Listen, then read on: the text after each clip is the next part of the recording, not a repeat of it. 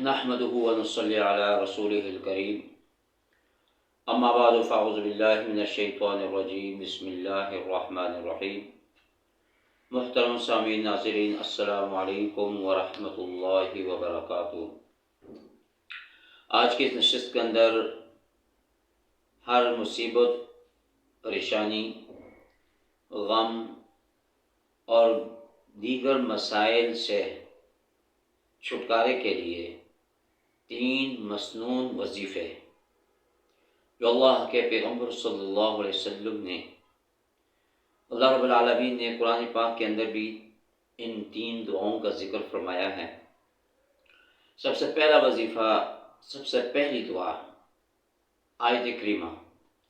حضرت یونس علیہ السلام کی دعا، لا الہ الا انت سبحانک انی کنت من الظالمین، کہ حضرت یونس علیہ السلام کی یہ دعا ہے۔ حضرت یونس علیہ السلام جب مچھلی کے پیٹ میں چلے گئے، اللہ رب العالمین نے ان کے ذہن میں یہ کلمات ڈالے کہ ان کلمات کے ذریعے سے تم مجھے پکارو، میں تمہاری اس مشکل کو دور کروں گا، تمہاری اس مصیبت سے تمہیں نجات دلاؤں گا۔ تو یہ آیت کریمہ ایک ایسا مجرب وظیفہ ہے کہ جو شخص یہ چاہتا ہے غموں سے، پریشانیوں سے یا کسی لا علاج بیماری سے نجات چاہتا ہے تو اس آیت کریمہ کا ورد کرے، اس کو پڑھتا رہے، تو اللہ رب العالمین اس آیت کریمہ کی وجہ سے اس انسان کو نجات عطا فرمائیں گے، کہ جیسے کہ اللہ نے اپنے پیغمبر حضرت یونس علیہ السلام کو مچھلی کے پیٹ سے، اس کے اندھیرے سے، دریا کے، سمندر کے اندھیرے سے نجات عطا فرمائی۔ اور دوسری دعا مسنون کہ یا حی یا قیوم برحمتک استغیث، کے بعد نے کہا کہ یہی اسم اعظم ہے، اور اسم اعظم کے متعلق یہ ہے کہ وہ پڑھ لیا جائے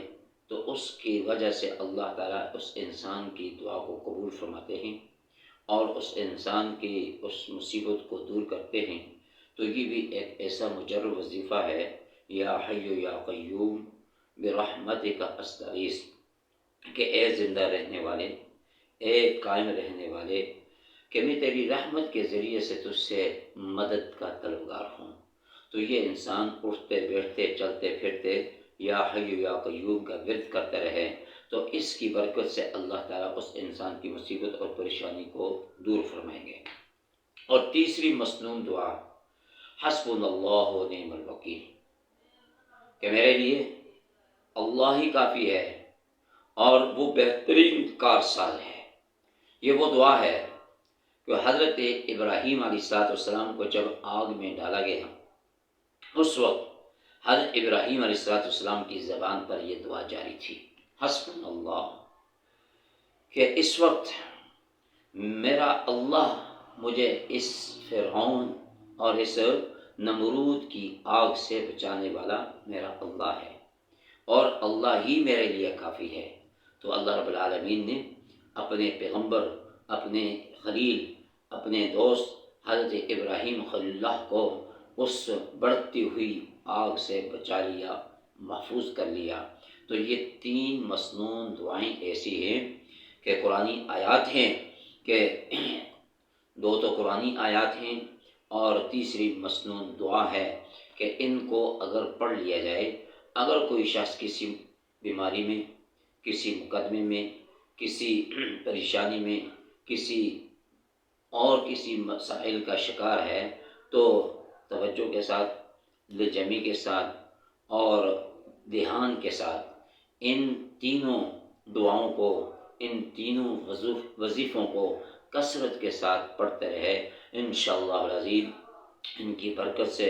اس انسان کے تمام مسائل حل ہوں گے۔ دعا فرمائیں کہ اللہ تعالیٰ ہم سب کو جو کچھ کہا سنا اس پر عمل کرنے کی توفیق عطا فرمائے۔ وآخر دعوانا ان الحمد للہ رب العالمین۔